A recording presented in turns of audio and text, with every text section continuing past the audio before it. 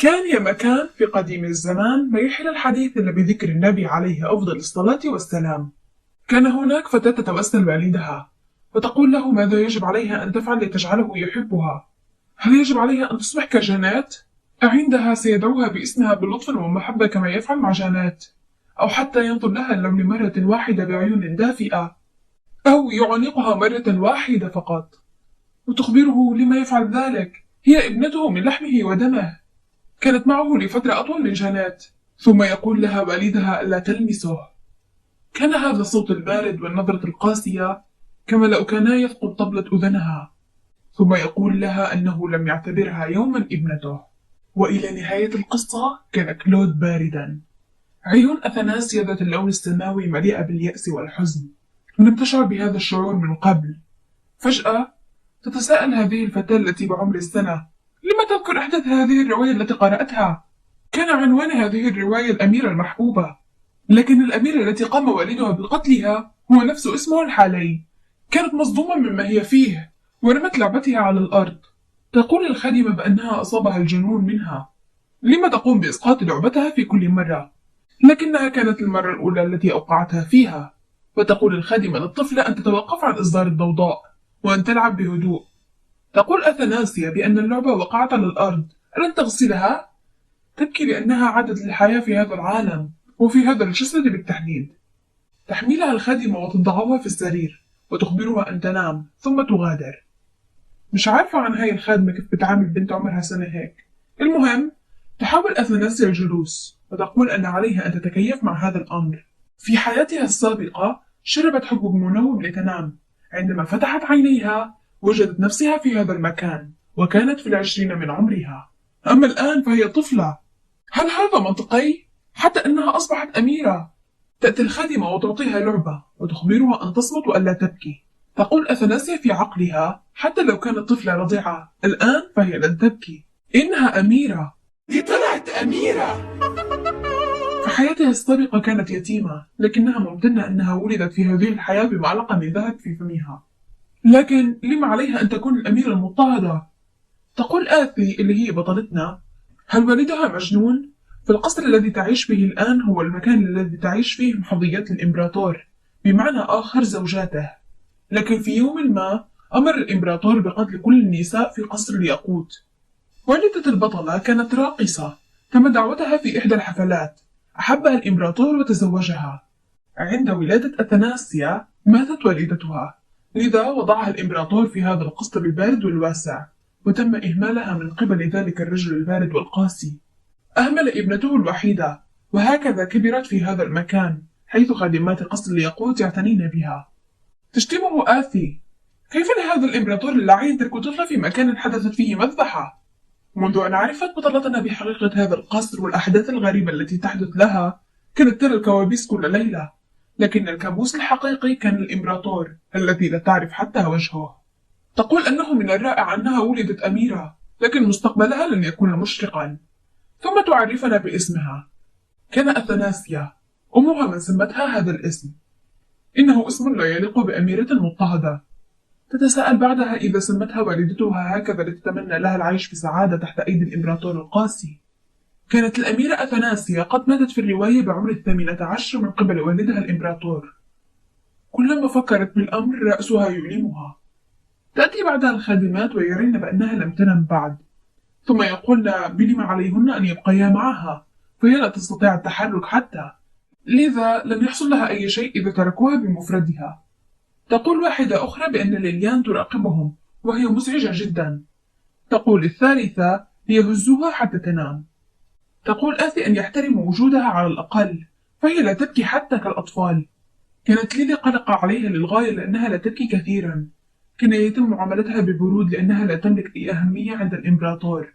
ثم تقول آثي أنها لطالما حلمت أن تصبح أميرة، لذا فليأخذ الإمبراطور راحته في نسيانها. تستطيع اللعب أينما أرادت ووقتما تريد. فمنذ أنها في قصر الآن ستحصل على 3 وجبات فخمة وسرير دافئ ومريح. تفكر في كلام ليلي التي تقول لها أن عليها الأكل كثيرا حتى تكبر وتصبح بصحة جيدة، وتقول أنها ستنمو وتهرب من هذا المكان اللعين. كانت الخادمات يتمتمن بأنهن خائفات من هذا المكان، فقد سمعوا شائعات عن وجود الأشباح. كانت آتي تستمع لهن وتقول أنها ستجمع بعض الكنوز وتهرب من هذا المكان. تسألها ليلي هل أحبت الكرة؟ تقول آتي أنها أعجبتها. تعلمت آتي كيف تزحف. كانت تتساءل هل الذهب رخيص في هذا العصر؟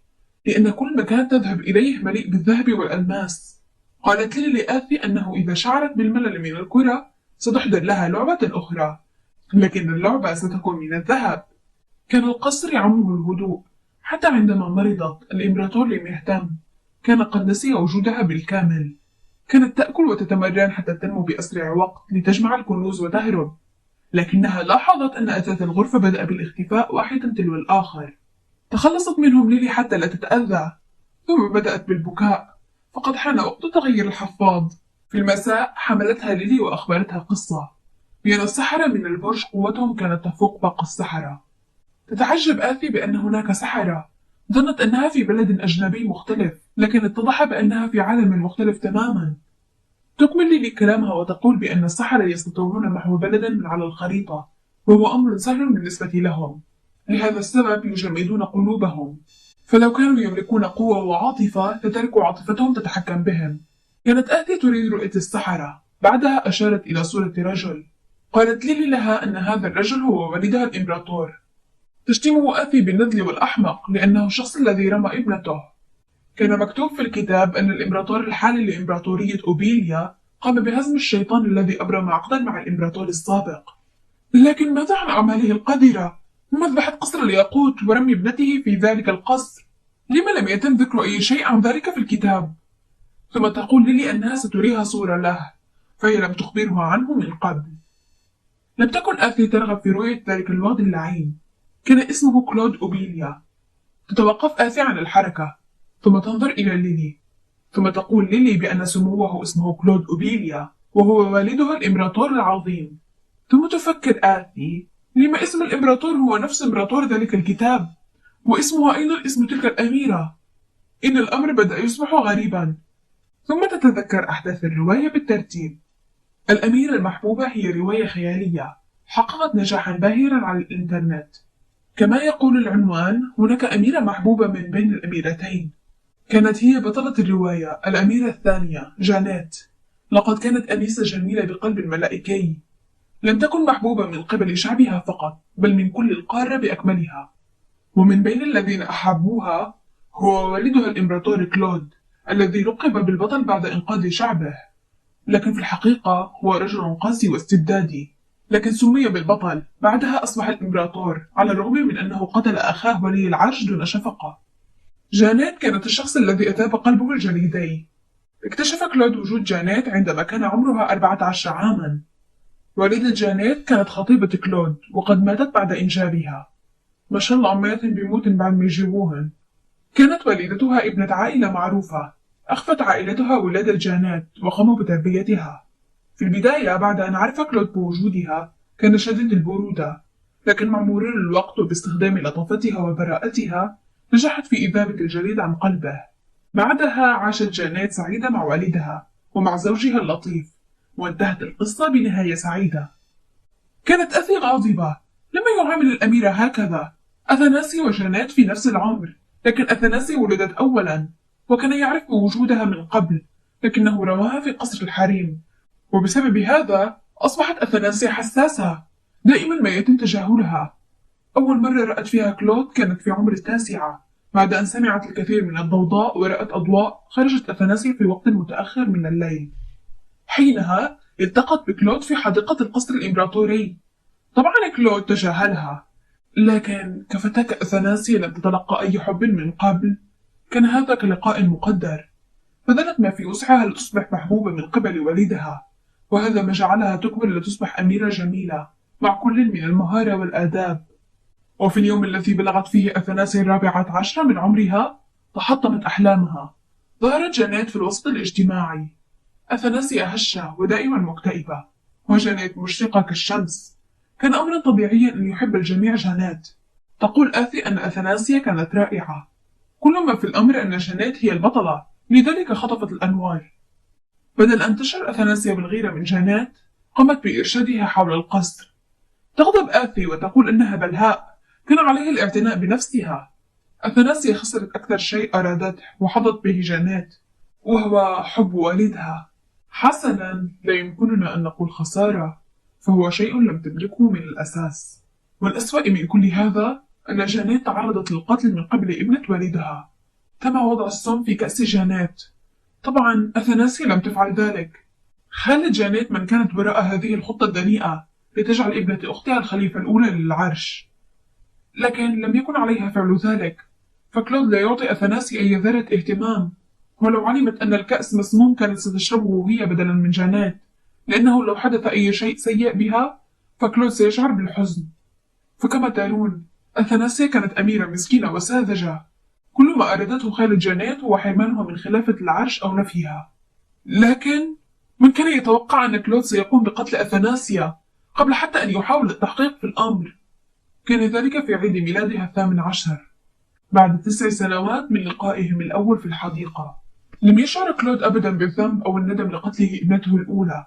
حتى بعد أن اكتشف الحقيقة عانت جانيت من كل هذه الأمور إلى أن قام خطيبها بتهدئتها بين ذراعيه، وانتهت القصة بسعادة أبدية. إيه ده قرف! لم تحب آثي قصة الأب المستبد لابنته الوحيدة، فما تقول ليس الأمر في أنها تحب أثناسيا، لكنها أفضل من كلود وجانيت، ولم يكن عليها أن تموت دون معنى هكذا.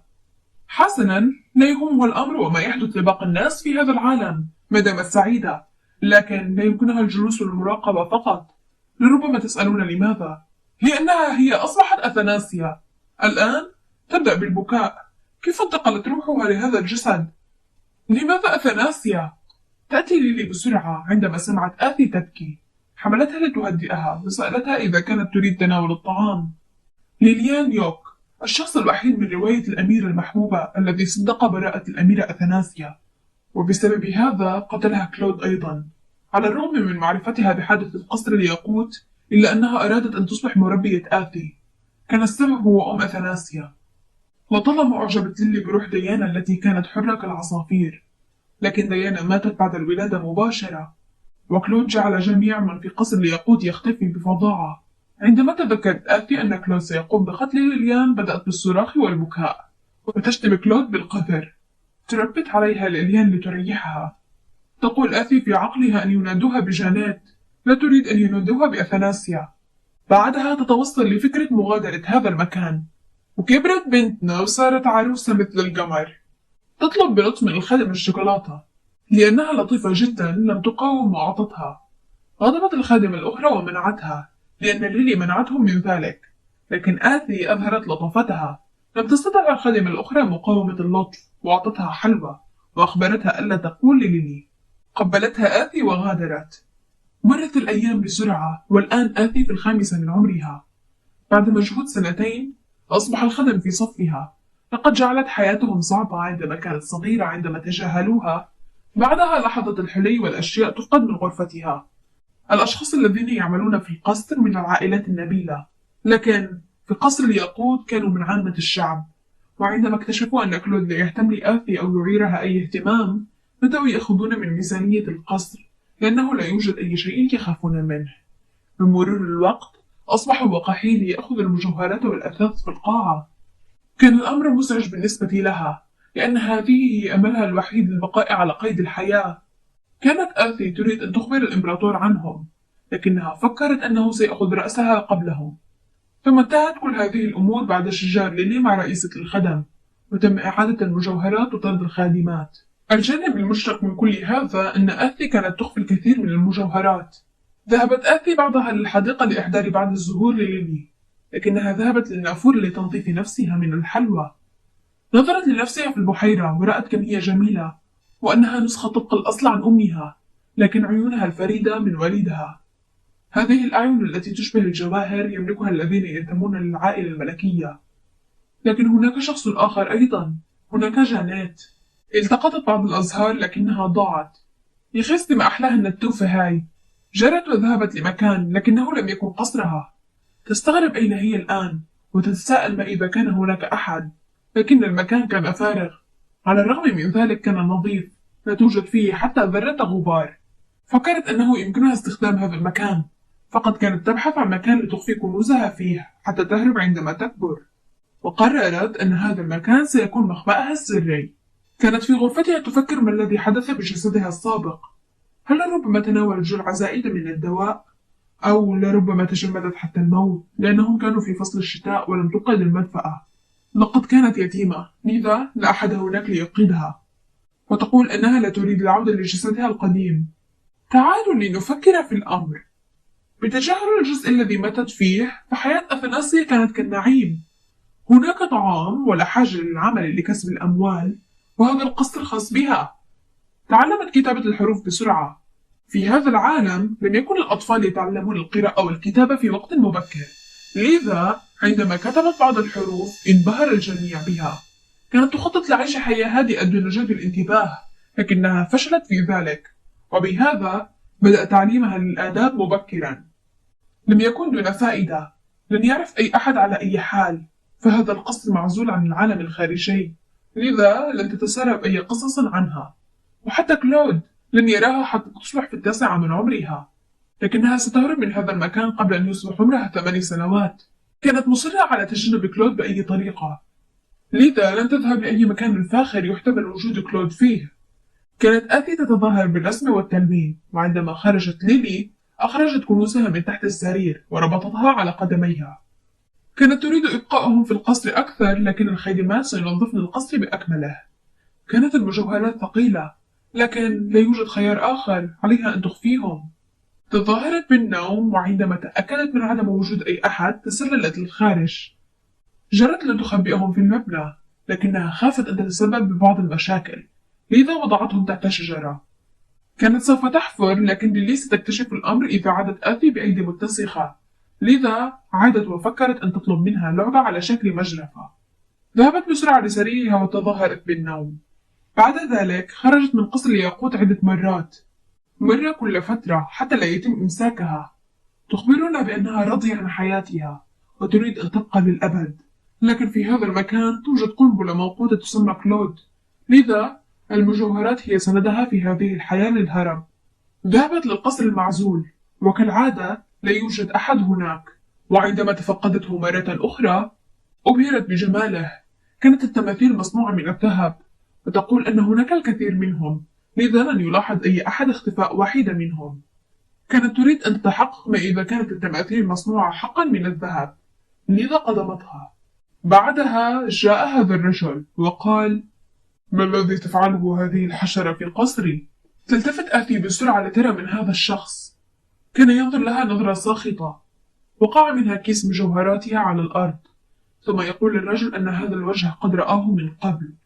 تقول آثي أن لديه مثل عيناها، لم تره على أرض الواقع من قبل، لكن هذا الرجل يجب أن يكون هو الإمبراطور كلود. بسم الله يا جماعة، شوفوا أول عسل دخل على الساحة، خذوا بسرعة سكرين شوت. بعرف إن أنتوا كرهانين تصرفاته، بس يا جماعة الحق يقال، حلو حلو. تتجمد آثي في مكانها وتفكر لما هو هنا، ثم يقول بكل برود بأنها تشبه تلك الراقصة من سيودونا. تلك الراقصة يا كلود؟ خاب عشمي فيك يا أخي. تقول آثي أن عمرها ما زال 5 سنوات، لم تصبح في 9 حتى ليلتقوا. إنه ليس كأحداث الرواية، وهذه ليست حتى الحديقة الإمبراطورية. يقول لها أنه يظن بأنه يتذكر ما سمتها به والدتها، ويسألها هل هو أثناسيا؟ وقفة احترام وتقدير يا بنات للأخ كلود اللي متذكر اسم بنته. أوه ما شاء الله عليه. كانت آثي ترتجف. يكمل كلود ويقول أنه بالعودة لذلك الوقت عندما انولدت فيه كانت مجرد حشرة صغيرة لا تستطيع حتى تحريك رأسها. يعني واحد مولود اليوم يا أخي كلود بدك إياه يرقص مثلا؟ كان يولدها والدها بهذا الشيء. تقول لي بيتكلم عن كيس بطاطا. اسم أثناسيا معناه الخلود، وفي إمبراطورية أوبيليا اسم مرتبط بالخلود يمنح فقط لمن يعتلي العرش رسميا، ويتم منحه من قبل الإمبراطور فقط. في يوم ما فتحت قصر الياقوت، كلود كان يخطط لقتل أثناسيا أيضا، لكن بسبب الاسم الذي سمت به ديانا ابنتها قال بأن هذا مسلي، وكان يتساءل كم المدة التي سيعيش فيها هذا الشيء اللي هي أثناسيا. نرجع للواقع. يقول لها أنها قد كبرت كثيرا. تخاف آثي. ما الذي يقصده بقوله كبرت كثيرا؟ هل يعني أنه سيقتلها بما أنها الآن كبيرة؟ وطالما كان متجاهلها، لماذا الآن هو مهتم فيها؟ وقعت حقيبة مجوهراتها الثانية. صدمت هي وحدق فيها كلود وفارسه، ثم نظر إليها وهي على وشك أن يغمى عليهم من الخوف. مد يده على وجهها، نثرت نظراتها الأخيرة، بعدها حملها. حدقا في بعضهما، ثم أخبرها بأنها ثقيلة. يخبرها بأن لديها خدود منتفخة، لكن لم يتوقع أن تكون بهذا الثقل. طحن الخواطر مع الأخ كلود. كل ما كانت تفكر فيه آثي أن كلود لعين بارد تجاهلها طوال هذه السنوات، والآن يتحدث معها هكذا. بعدها سألها عما تفعله في قصره. عندها أدركت الموقف الذي هي فيه. لم تجب آثي، بل كانت تفكر في عقلها كيف لهذا المكان المتواضع أن يكون قصره. عندها تذكرت أحداث الرواية، بأنه عندما كانت أفناسيا في 9 من عمرها دخلت قصر الإمبراطور. ينظر كلود للعضة التي قامت بها آتي للتمثال، ثم يقول الفارس القمر أنه لربما كانت تظن أن التمثال لعبة. كانت آتي تدور في دوامة، هل سيقتلها لأنها تعدت على ممتلكاته، أو أنها عضت تمثاله الذهبي ثم يرميها لفيليكس ليحملها. ثم يقول كلود أنه لربما ضاعت بينما كانت تلعب، وأنه يريد أن يحظى ببعض الشيء مع ضيفه. ذهبوا للقصر، لكن لم يتحدث أي منهما. كان كلود يحدق بها، لكن آتي كانت تتجنب نظراته. طالع قدام طالع قدام، اقلب ويك طالع قدام. ثم يقول لها أنه لم يتوقع أنها لا تستطيع الكلام. بعدها يقول أن هذا ممل. تحلل الأخت كلامه على أنه يعني أنه سيقتلها لأنها ليست مسلية. بعدها تقول له أنها تستطيع الكلام. يخبره أنه أخيرا قد سمع صوتها. إذا لماذا كانت صامتة؟ يقول فيليكس أن الفتيات الصغيرات بعمر الأميرة معروفين بكونهن خجولات. ثم يتساءل كلود بهل هذا هو الأمر؟ تجيبه آتي في عقلها أنه أجل أيها الأحمق، حتى البالغين لن يستطيعوا التحدث أمامك. كل ما كان يهم آتي في هذا الوقت هو أن يدعها كلود تذهب. كان كلود كالتنين وآتي كالأرنب الخائف. ثم يقول كلود لفيليكس أن يتركهم لوحدهم. لم ترغب آتي أن يخرج فيليكس. ثم يقول لها كلود اسمك آتي، هل هذا اسمك أم اسم حيوان؟ ثم يقول يا له من اسم أفناسيا، ويسألها إذا كانت تعرف معنى هذا الاسم. تدعي البراءة بأنها لا تعرف، لكنها كانت تعرف أن معنى اسمها يعني الخلود. ثم يقول كلود أن تجرؤ لتعطي طفلها هذا الاسم وفوق هذا لفتاة؟ البنت زي الولد ما هيش كمالة عدد، كلنا فرحانين إننا اتولدنا بنات. يقول بأنه كان سيتم تمزيق أطرافها إذا لم تمت. كان هذا شيء حتى كلود لم يستطع الحصول عليه. على مر السنين منح لأباطرة أوبيليا أسماء بمعنى الخلود. هذه الأسماء تمنح فقط لولي العرش. لذا كلود الذي لم يكن ابن الإمبراطورة أخذ العرش بالقوة بقتل أخيه، لكنه لم يحصل على اسم الإمبراطور. لذا هناك احتمال كبير أن يكون كلود محبط بسبب ذلك، ولربما قد يقتلها. تمثل آتي أنها لا تعرف شيء، وأنها غير مؤذية، وأنها لا تملك أي اهتمام بالعرش حتى. هدفها الوحيد هو أن تعيش حياة مسالمة وأن تموت ميتة هانئة. يخبرها كلود لماذا هي جالسة هكذا فقط، فلتأكل. لكن البنت كانت ترتجف. ثم يكمل بأنه أمر الخدم بإحضار شيء يحبه الأطفال. إذا لم تأكل سيعاقب الطباخ. لقد كان هذا عبارة عن تهديد. تشكره على الطعام وتبدأ بالأكل، لكنها لم تستمتع. كانت تحس بألم في معدتها من الخوف. لكن إذا تركت أي بقايا سيقتل الأبرياء. لا أحد يتوقع ردة فعله. تبتسم وتخبره أنه لذيذ. كان هذا فقط لأنها تريد أن تعيش حياة أطول. تشتم نفسها لأنها جاءت لهذا المكان من أجل بعض الذهب. يسألها من علمها الأخلاق والآداب. تخبره بأنها ليلي. ثم يقول ليليان يورك هل لا زالت تلك المرأة معك؟ فقد ظهرت أمامه وترجته قبل 5 سنوات ليسمح لها بأن تهتم بآثي. بعدها يخبرها كيف تجرؤ. فالشخصان الوحيدان اللذان لجيا بعد اعتراض طريقه هي أمها والخادمة. البنت بطلت حتى تعرف كيف تأكل من التوتر. ثم يقول لها هل تعرفين من أنا؟ ترتجف آثي وتقول أن هذا الأمر لن يمر على خير. تحاول تجنب عينيه وتترجاه أن يبعد عيناه عنها، وتفكر لما أحضرها لي هنا. هل هذه مجرد نزوة أو اختبار لاختيار إما أن يتركها لتعيش أطول أو يقتلها؟ ربما أثناسيا ذات 9 أعوام قد تم اختبارها أيضا، لكن لم يتم ذكر ذلك في الرواية. تتساءل آثي ماذا تفعل؟ كيف تجيبه؟ ثم تقول أبي. الآن قالتها ما فعلته فعلته، وانتهى الأمر. تشتم نفسها وتقول آتي الغبية، من بين كل الأشياء التي كان بإمكانها قولها كيف لها أن تقول أبي؟ لما لم تناديه بجلالة الإمبراطور لإمبراطورية أوبيليا العظمى؟ واو، تخيل يا جماعة نادى على أبوي جلالة السلطان لسلطنة دارنا العظمى. مالها أبوي؟ والله حلوة. لم يجبها كلود وحدق بها. تستغرب آثي، هل هي لم تفشل؟ تتمثل أختنا، وبما أنها لا تملك أي خيار آخر تتظاهر بالبراءة وهي تناديه ببابا. تتظاهر قال طلع أحلاها. في هذا الوقت كان قصر الياقوت في حالة فوضى، لأن أثناسيا لم تكن في سريرها، وعند عودتها مع الحارس الإمبراطوري لا أستطيع وصف مدى دهشتهم لكم. في نظرهم كان فيليكس هو المختطف. لم تساعده آتي في حل سوء الفهم لأنه تركها وحدها مع كلود. ثم يقول فيليكس أن الإمبراطور سيزور آتي كثيرا في المستقبل. اختلفت ردة الفعل بين السعيد والخائف. كانوا سعداء لأنه أخيرا تم جذب انتباه الإمبراطور. لم ترد آتي ذلك، لكن الحياة لا تمشي كما هو مخطط دائما. فشلت خطة آتي الأولى، وهي ألا تجذب اهتمام كلود وأن تعيش بسلام حتى تموت.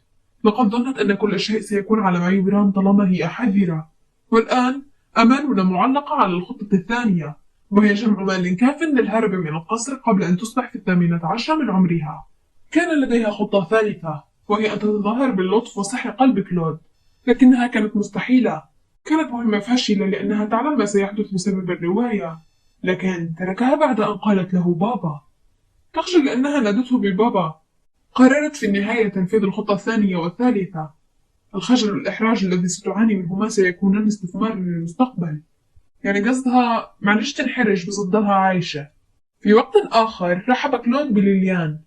تحييه ليليان. كانت آثي واقفة بجانبها وهي خائفة.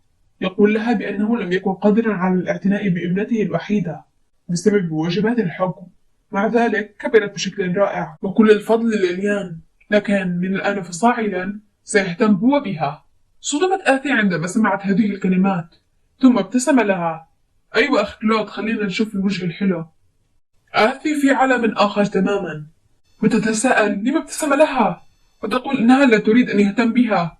هي تشكره على تجاهلها، وتشكره على عدم معرفته بوجودها أساسا، فليدعها وشأنها فقط. عندها ستحبه كثيرا. هذا يا جماعة لما يجيك الاهتمام من الشخص الخطأ. وقال كلود أنه ابتداء من اليوم ستعامل الأميرة أثناسيا كأميرة حقيقية. كانت ليلي قلقة. احتضنت آثي وأخبرتها أن كل شيء سيكون على ما يرام.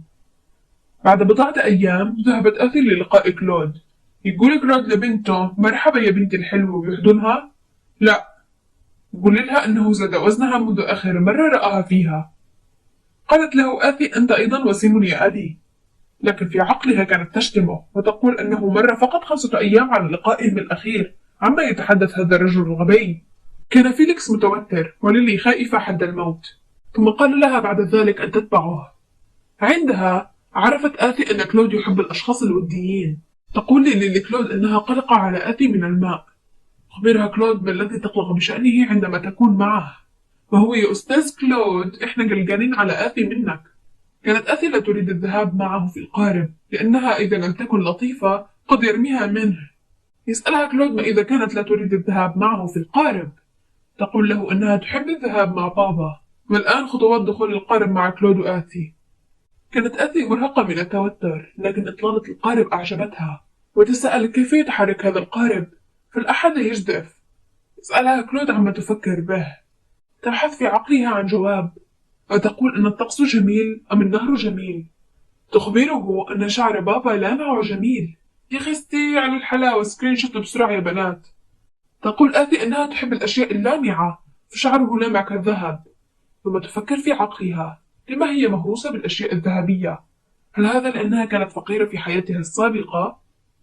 ثم يقول لها كلود أن حبها للأشياء اللامعة يذكره بحقيبة المجوهرات يوم لقائهم الأول، فقد أبقى على كنزها سليما، لما لا تأتي إليه وتأخذه بنفسها. وهنا أدرك أبو حمدان نجاب العيد، وأدركت بأنها لن تعيش بسلام. تنظر آتي لكلود السرحان الحلو النعسان بيشبه العاشق الولهان، بس حبيبته مش هان ماتت من زمان. تتساءل من أين له بهذه الملابس؟ من مصر أم اليونان؟ أم لربما من السعودية؟ تفكر في أن والدها وسيم يجذب النساء بسهولة، مغناطيس نساء اسم الله عليه. الجمال، طلعوا الروعة، طلعوا مغناطيس نساء، النساء كلهم يتمنوني، بقدرش امشي بالشارع، شخصية رائعة.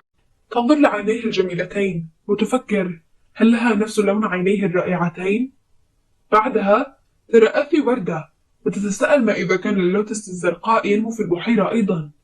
ثم رغبت في أخذ واحدة، كانت تحاول بصعوبة الحصول على واحدة، ثم أخيرا اقتربت، عندها وقعت في الماء. كانت تغرق وتصرخ ليتم إنقاذها. الأخ كلود كان يحدق بها وهي تغرق. يبرد أعصابك أخي. صدمت عندما رأته لأنه لا يتحرك ليسحبها. يسحبها شيء غريب للأسفل، وتفكر في كلود الذي لم يتحرك حتى. إن تصرفاتها هذه تعدت حدودها. خرجوا من البحيرة. كانت آثي تسعل. خافت ليلى عليها، وكان كلود زي الصنم واقف. نادى على فيليكس وأخبره أن يعلم أثناسيا كيف تسبح، لأنه سيكون من العار أن تموت ابنة الإمبراطور بسبب الغرق. كانت ليلي تحاول تهدئة آثي التي لم تستطع حتى التنفس. كانت آثي تشتم كلود وتناديه بالشيطان والمختل. كيف له أن يظهر تلك التعابير على وجهه عندما تسقط طفلة 5 سنوات في الماء؟ تراجعت عن خطتها الثالثة، التظاهر بالبراءة واللطافة. كيف ستربح قلبه شخصا بهذه الفظاعة؟ لذا رجعت لخطتها القديمة في جمع ذهب ومغادرة المكان بأسرع وقت ممكن. أرادت الحصول على شيء حلو، لذا تسللت للمطبخ للحصول على بعض الحلوى، لكن لم يكن هناك شيء. لكن أمسكها شخص. خافت الأميرة وارتعبت. كانت ليلي، وأخبرتها بأنه مطلوب حضورها حالا. كان هناك الكثير من الخادمات. جئنا لخدمتها. بعدها جاء فيليكس وعرف نفسه بأنه من الآن فصاعدا سيكون الحارس الشخصي للأميرة. تخبره ليلي أنهم ممتنون لسموه على قلقه، لكن أن يكون السيد فيليكس حارس شخصي هذا كثير جدا. تفكر آثي أن هذا لربما كتعويض عما حدث في البحيرة. يبتسم فيليكس. جعل ما حد يبتسم غيرك يا عسل. وقال بأنه الاعتزاز بالأميرة ومعاملتها جيدا هي نوايا الملك. ثم يقول فيليكس أن الإمبراطور سيعين فرسان آخرون برفقة الأميرة، لذا لن يبقى معها دائما. انحنى وقال لأثناسيا أنه لمن الشرف لهم أن يكونوا تحت خدمتها. كانت آثي عابسة لأنها كانت تريد رؤية هانا وكاس، خادمتان كانت تلعب معهما. تقول لها ليلي أنها ستراهما عن قريب بعد 10 أيام. كانت آثي غاضبة لأن كلود استبدل كل خادماتها بطاقم جديد، والخادمات الجدد غير مباليات بجاذبيتها. كل الجهد الذي بذلته قد أصبح هباء منثورا. يقول لها فيليكس ألا تنزعج بل تذهب لتتحدث مع كلود. لم يجد إجابة. أكمل وقال أن كلود عبر عن رغبته بقضاء الوقت مع آثي على العشاء. برضو نو كومنت. عندها فكرت آثي أن تموت وتعود للحياة مرة أخرى. شرح فيليكس لآثي أن اللوتس في وسط البحيرة عبارة عن مخلوقات سحرية، مخلوقات متوحشة تجلب البشر للبحيرة لتسلب طاقتهم. تنادي آثي كلود بالكلب لأنه فضل يراقبها بصمت وهي تحاول الحصول عليها. ثم يقول فيليكس أن آثي تبدو لطيفة، لذا سيأخذها لترى كلود. تسأل آثي فيليكس عن سبب عدم وجود خادمات أو حراس في قصر والدها. يخبرها أنه لا حاجة لهم، فكلود يفعل كل شيء بنفسه. كان كلود نائم. تغضب آثي لأنه ناداها ثم نام، لكن تصبح سعيدة لأنها ستغادر. يخبرها فيليكس أن تبقى وتذهب لإيقاظ كلود. سيكون سعيدا إذا فعلت ذلك، ثم يدخلها الغرفة ويخبرها أنه سينتظرها في الخارج.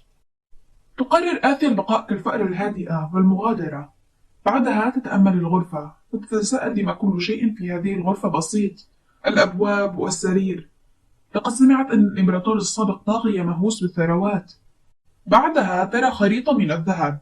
ينبض قلبها وتطير من السعادة. كانت من الذهب الخالص. لم ترى في حياتها شيئا كهذا، وتفكر بأنها إذا امتلكتها لن تحتاج لأي شيء آخر. بعدها تجري في أرجاء الغرفة. كانت كل اللوحات مصنوعة من الذهب. ثم ترى صورة لامرأة حرباية وتقول أنها تعلم من تلك المرأة. تلتفت ثم ترى كلود نائم نوم العوافي. بعدها تخاف. صدمت وتتساءل لما ينام على الكنبة بدلا من السرير. تحدق به وتقول إنه ينام كأمير من قصة خيالية. وهو جميل حتى بهذه الوضعية. تلوح بيدها على وجهه ليستيقظ، لكنه كان ينام بعمق. بعدها جاءتها فكرة بإيقاظه باستخدام قبضتها لتلكمه. كانت تريد لكمه لكمة صغيرة فقط. تريد أن تنتقل لما حدث في البحيرة. جهزت نفسها وتحمست لضربه، لكن وقع من أكمامها شوكولاتة صغيرة على وجهه. بعدها فتح عينيه، حولت وضعيتها وربتت عليه وهي تقول له نوما هنيئا. كانت خائفة، شوفوا ما أحلاهم. بعدها تقول له صباح الخير يا بابا. يقول لها أن هذا الوقت ليس صباح، ويسألها من قام بإدخالها، هل هو فيليكس؟ البنت مش فاضية، كانت تحدق في عضلات بابا. ثم يقول لها أنه سيخبر الخدم بإحضار العشاء إلى غرفته. يقول لها أنها تبدو على ما يرام بعد حادثة البحيرة. تخبره أن بابا أجمل. تتحدث مع نفسها ألا تنسى الخطة الثالثة، وهي التظاهر بالبراءة. لا يهم كيف تبدو كحمقاء، المهم هو أن تبقى على قيد الحياة. تتساءل لما والدها يبدو جميلا حتى دون فعل أي شيء. يخبرها أن تأكل، فقد طلب منهم تحضير أشياء تحبها. حاولت تقطع اللحم لكن طارت منها السكينة. قال لها بأنها بحاجة لتعلم المزيد من الآداب، لذا سيرسل لها معلما لقصرها في الغد، لأن من قام بتعليمها حتى الآن ليس لديهم أي رقي، لذا حان الوقت لتتلقى تعليما لائقا. تخبره آتي أنها ستقوم بأفضل ما لديها، لكن في عقلها كانت تشتمه. كيف له أن يقلل من قيمة خادماتها؟ كان يحدق بها دون قول أي شيء. بتخاف البنت ولم تكن قادرة حتى على ابتلاع الطعام. في الليل تعود لقصرها وتطلب من نيلي غناء تهويدة لها لتنام. في قصره كان كلود يفكر في أثناسيا وأنها تشبه والدتها، ويقول لفيليكس أليست وقحة قليلا؟ لابد أنها ورثت ذلك من ديانا. يقول له فيليكس أن السيدة ديانا كانت من النوع الذي يترك انطباع لدى الآخرين. يجيبه كلود بأنه بقي معها عاما واحدا فقط، إلا أنه لم ينسى وجه تلك المرأة. ثم يقول القمر أن أثناسيا جميلة، وخرب الأجواء يقول جميلة، عواطفك الإعجاب بالآخرين قد فقدتها منذ زمن طويل. ثم ينظر بعدها فيليكس لصورة تلك المرأة المكسورة. يخبر كلود فيليكس أن يغادر. يقول فيليكس أنه على الرغم من قول كلود لمثل هذه الأشياء، إلا أنه متأكد من المشاعر لا زالت بداخله، وأنه في يوم ما حتى كلود سيغمره ذلك الضوء الساطع. في الصباح تحيي آثي الإمبراطور على دعوتها لاحتساء الشاي معه. كان الجميع مفتونا بجمالها ولطافتها. لم تكن هناك أي ردة فعل من كلود. تقول آثي أنه ما الذي كانت تتوقعه من شخص بعيد مثله. غير كلود موعد لقائهم من المساء ليكون دائما في الصباح. طبعا كلود لا يستجيب أبدا. تقول له أنه ظهر في حلمها في الأمس، لأنها ذهبت معه هي وليلي وفيليكس لالتقاط النجوم والقمر، وحظوا جميعا بالسعادة. يخبرها بأنه حلم غريب. تقول له أنها كانت سعيدة عندما كانت تلعب معه. وصلت آثي لحدودها، لا تستطيع إكمال التظاهر باللطافة، وقد أصابتها الحيرة بسبب كلود الذي بدون ردة فعل. كانت الخادمات مصدومات من طريقة تحدث آثي، فهذه هي المرة الأولى التي يروا فيها مثل هذه المحادثة اللطيفة بين الإمبراطور وابنته. كانت آثي تأكل وتحدق في كلود شارد الذهن، وتقول أنه مرة أخرى يشد انتباهه، وتتساءل هل هو لا يأخذ كفايته من النوم؟ في آخر مرة ذهبت إليه أيضا كان نائم. إذا لما قام بدعوتها؟ تسأله آثي هل مذاق الشاي لذيذ؟ يخبرها بأن مذاقه لن يكون لذيذا بالنسبة لها. تقول له بأنها تريد الذي مع بابا. يخبرها فيليكس أنه قد يكون الشاي قويا عليها، لكنها تصر بأنها تريد الشرب منه. كانت تفعل ذلك لتثبت لكلود أنها أصبحت أقوى وتستطيع تحمله، وأنه إذا رأى قوتها لربما لن يفكر في قتلها. وأيضا من الممل دائما تناول العسل مع الحليب. يقول كلود لفيليكس أن يجعلها تجربه، لن يوقفها إذا كانت تريد. تسعد آثي بذلك، ثم تبدأ بشرب الشاي. أعجبها كثيرا، كان يمتلك طعما فريد ورائحة قوية. ثم تقول له آثي أنها أحبته، وأنه كما لو كانت أزهار تتفتح داخل فمها. عندما سمع كلود ذلك صدم، حتى فيليكس أيضا. صدمت آثي، ما بال ردة فعلهم الغريبة. يقول فيليكس أنه من الرائع أنها أحبته، فهذا الشيء يستمتع به كلود. حتى أن السيدة ديانا كانت أيضا تحبه، وقد قالت نفس كلماتها، كما لو أن أزهارا تتفتح داخل فمي. تقول آثي هل قالت هي ووالدتها نفس الكلام؟ يخبرها فيليكس بنعم، والسيدة ديانا كانت السبب في أن يحب كلود شرب هذا الشاي، فقد كان من موطنها. ثم يكمل بأن السيدة ديانا والإمبراطور اعتدا على شرب الشاي في هذا المكان، لكنه لم يكمل كلامه. قطعه كلود وأخبره بأنه لا يملك أي ذكريات مثل هذا، ويخبر فيليكس أنه ثرثار اليوم على غير العادة وهو مزعج، وطلب منه تركهما بمفردهما. تستغرب آثي منه وتشتمه. هل والدتها بالنسبة له فتاة عابرة؟ وهو ما يزال أيضا يحتفظ بتلك الصورة. يخبرها كلود أنها لا تزال صغيرة، لذا من الأفضل لها شرب الحليب فقط. يسأل فيليكس آثي عما ترسمه، تخبره كيف له أن يكون أحمق، ألا يرى بأنها ترسم ليلي أجمل شخص في هذا العالم؟ بعدها ترسم صورة له وتعطيه إياها، يكون سعيدا جدا ويشكرها، ويخبره أنه سيحتفظ بها كإرث عائلي يعتز به طوال حياته. ثم ترسم كلود كانت تضربه، ثم تسأل آثي ليلي كيف تبدو والدتها. يسود الصمت، ثم تقول آثي أنها تريد رسم أمها، لكنها لا تعرف كيف يبدو وجهها. تسألها عن شعرها، هل هو مموج أو مستقيم؟ تقول ليلي أن ديانا كان لها شعر أشقر لامع كشعر الأميرة أثناسيا. بعدها تقول ليلي مواصفات ديانا. في الرواية تم وصف جمالها بالأخاذ التي لا تبتعد الأنظار عنه. كانت آثي تتمنى رؤيتها، ثم ركزت آثي بهذا الوضع الذي هي فيه. لما صمت الاثنان؟ ثم أدركت أنها قالت بأنها تريد رؤية والدتها بصوت عال.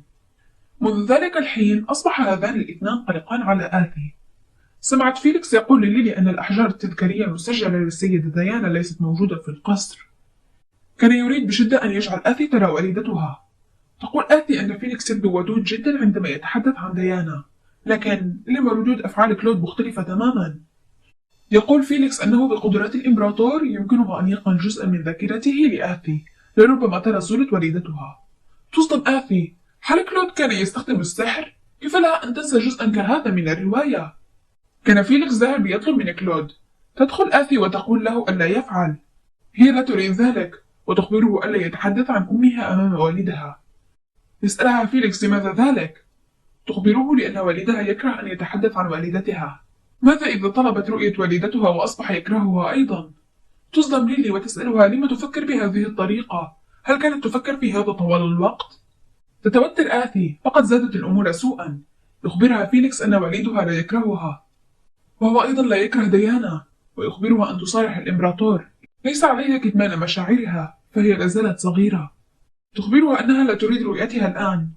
يقول لها أنه سيسأله بدلا عنها، وها نحن ذا عدنا لنقطة البداية.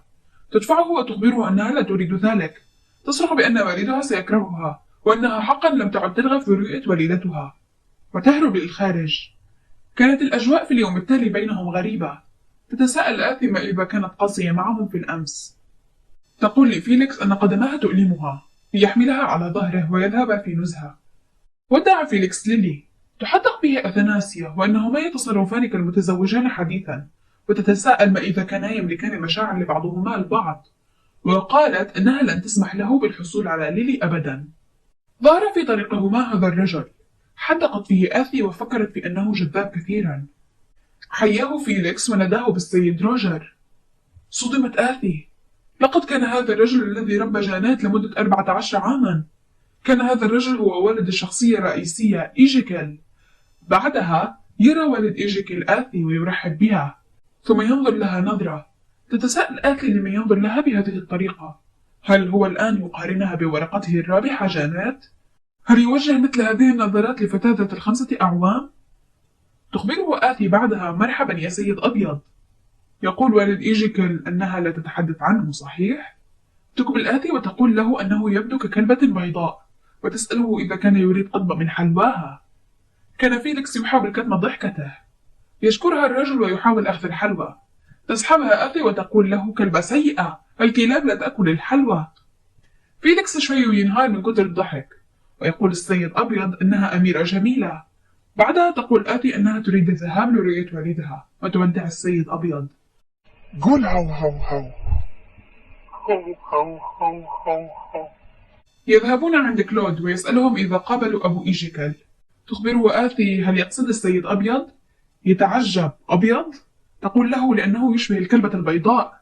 يبتسم كلود ويقول أنه اسم يليق بشخص يواصل النباح، ثم تقول آثي أن هذه ليست طريقة مناسبة ليتحدث بها عن نصيبه المستقبلي. ينظر كلود إلى فيليكس ويخبره بأنه يقوم بعمل جيد كجليسة أطفال. يخجل فيليكس وتفكر آثي بأن ما قاله كلود ليس مديح بل هو سخرية. ثم يقول كلود أن روجر اللي هو السيد أبيض لديه طفل في مثل عمرها، ويسألها إذا كانت تريد أن تصبح صديقة معه. لم تكن تستمع لكلامه، كانت تحدق بالذهب وتفكر في أنه لن يلاحظ إذا أخذت قطعة صغيرة. وتظاهر آثي بالسعادة بأنها ستحصل على صديق. يقول كلود أنه مجرد التفكير بطفلين يجريان في القصر مزعج وهو يكره الإزعاج. تصدم آثي وتفكر بأنه كان عليها القول بأنها لا تريد الأصدقاء. قال كلود أنه يكره فكرة أن إيجيكل يشبه والده تماما. كانت آثي فضولية بشأن إيجيكل، هل هو أكبر من جانيت بعامين أم ب3؟ بينما كانت تفكر حملها كلود وقال لها أنها حقا ثقيلة. يرميها داخل السرير ويقول لها أنه متعب من الاستماع لنباح السيد أبيض، ثم يستلقي بجانبها. تصدم آثي، كيف لهذا الرجل أن يكون كسولا؟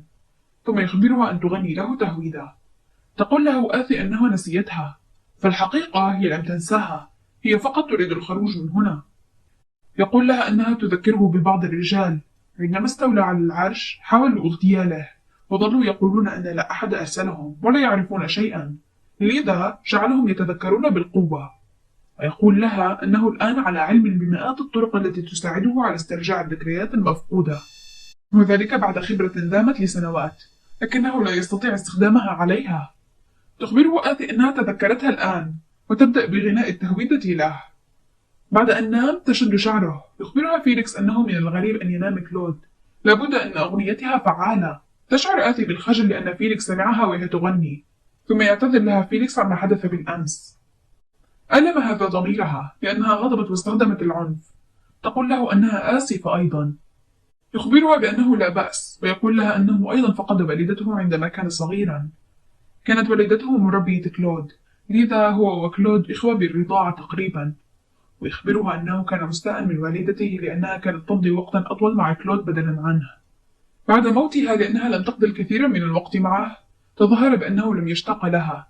لكن ذات يوم عندما رأى منديلا كان مطرز باسمه، كانت أمه من طرزه له عندما كانت على قيد الحياة. بدأت عيناه بذرف الدموع بشكل لا يصدق. كره أمه كثيرا، كانت مجرد صورة بالنسبة له، لكنه افتقدها. حتى لو كان لا يملك أي ذكريات معها فهي ستبقى أمه وحده فقط. تفكر آثي بأن هذه أمور شخصية، لما عليها سماعها؟ تقول له آثي أنها ستخبره بشيء. عندما قالت أنها لا ترغب برؤية والدتها ذلك اليوم كانت تكذب. هي لديها بابا الآن وهذا يكفي. كانت هذا ما تقوله لفيليكس، لكن ما كانت تفكر به أن هذا الوغد النائم هنا كل ما سيعتني به هو جانيت، حتى أنه سيقتل أثناسيا في المستقبل. يسألها فيليكس إذا كانت تملك أمنية. كانت على وشك إخباره أن تجمع الكثير من الذهب وتغادر، ثم تقول أنها تتمنى أن يحبها والدها كثيرا. يضحك فيليكس ويخبرها أن أمنيتها ستتحقق، وتنام آثي بجانب والدها. كانت آثي تحلم بشخص يغني. تبعت هذا الشخص ونادته. تساءلت هل هي حورية أم جنية؟ استيقظ كلود وكان يحدق في آثي ويقول بأنها تحظى بحلم سعيد. بعدها يضع يده على رأسها ويخبرها أنها تزعجه فلتعود للنوم. والآن مر عامين. كانت حلويات آثي تختفي وتتساءل من يأخذها. كانت الحلوى ممنوعة عليها لأنها أصيبت بالتسوس، لهذا ملاذها الوحيد هو الذهاب عند بابا. أحلى مساء على أحلى بابا في الدنيا. يقول لها أنها تتجول في قصره الآن كما لو كان ملكها. تخبرها أنها أرادت رؤيته بشدة. ما زال كلود بعد عامين يتصرف بنفس الوقاحة والبرود، لكنه لا يكره ظهور آثي، فقد اعتاد عليها الآن. بعدها أمر الخدم بإحضار الحلوى. كانت آثي سعيدة جدا. يقول لها أنها تحب الكعك أكثر منه. تقول له أن طعمه يكون أفضل عندما تتناوله معه. لم تتوقع أنها ستقترب من كلود هكذا، وقد جعلها تتناول جميع أنواع الحلوى. يخبرها أنه من المدهش أن خديها لم ينفجرا بعد أن تناولت كل هذه الكمية من الحلوى. لكن آثي تعودت على طريقة تحدثه عن خديها، لكن هو الشخص الذي يقوم بإطعامها الحلوى دائما. يسألها إذا رأت أي شخص بينما كانت في طريقها إلى هنا. تسأله عن من يكون. يخبرها أن تتجاهل أي أحد تقابله فقط. كان يتحدث عن السيد أبيض. أخبرته أن يمد يده، ثم تخبره أنه فتى جيد. يما كمية الإهانة اللي أخذها هذا الرجل مش طبيعية. يسألها ما إذا كانت تشعر بالوحدة بدون أي صديق، وتخبره هل هو غبي؟ بالطبع لديها أصدقاء، فلديها فيليكس. يقول لها بأنه يقصد بطفل في مثل عمرها، لديها طفل ذكي وموهوب أيضا، وهو أكبر منها ب3 سنوات، سيكونا كالشقيقان. تفهم آثي لعبته، فقد كان يريد استخدامها كتأمين، لأنه رأى أن الإمبراطور يحبها، فيريد أن يستخدمها كبديل لاستخدامها كورقة ثانية إذا كانت ردة فعل كلود سيئة تجاه جانات. ثم يقول روجر بأنه من المحرج قول ذلك، لكنه وسيم مثله تماما. أبو ثقتك يا أخي. تقول له آثي أنه إذا كان يشبهه فهو ليس من نوعها المفضل.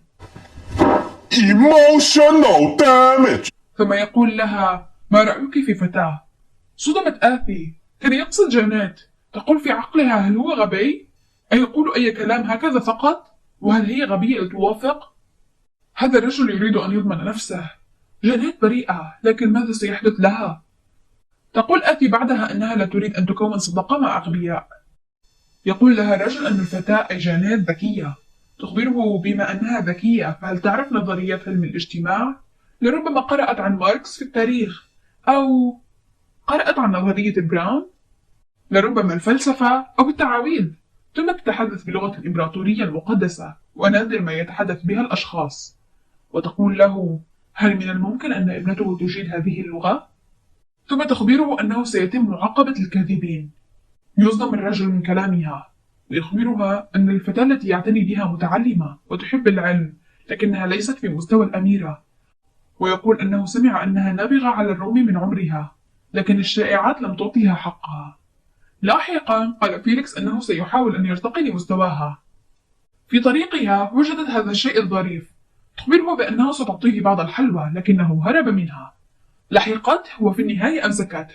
أخبرها أن تتوقف عن سحب شعره، ثم يقول لها أن تبتعد عنه. تعجب آثي بجمال هذا الفتى الذي يشبه الدمى.